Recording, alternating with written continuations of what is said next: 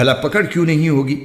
قاعدہ یہ ہے کہ جو اپنے عہد کو پورا کرے گا اور گناہ سے بچے گا تو اللہ ایسے پرہیزگاروں سے محبت کرتا ہے۔ اس کے برخلاف جو لوگ اللہ سے کیے ہوئے عہد اور اپنی کھائی ہوئی قسموں کا سودا کر کے تھوڑی سی قیمت حاصل کر لیتے ہیں، ان کا آخرت میں کوئی حصہ نہیں ہوگا، اور قیامت کے دن نہ اللہ ان سے بات کرے گا، نہ انہیں رعایت کی نظر سے دیکھے گا، نہ انہیں پاک کرے گا، اور ان کا حصہ تو بس عذاب ہوگا، انتہائی دردناک۔ اور انہی میں سے ایک گروہ کے لوگ ایسے ہیں جو کتاب یعنی تورات پڑھتے وقت اپنی زبانوں کو مروڑتے ہیں تاکہ تم ان کی مروڑ کر بنائی ہوئی اس عبارت کو کتاب کا حصہ سمجھو، حالانکہ وہ کتاب کا حصہ نہیں ہوتی،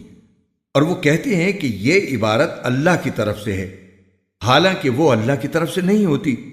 اور اس طرح وہ اللہ پر جانتے بوجھتے جھوٹ باندھتے ہیں۔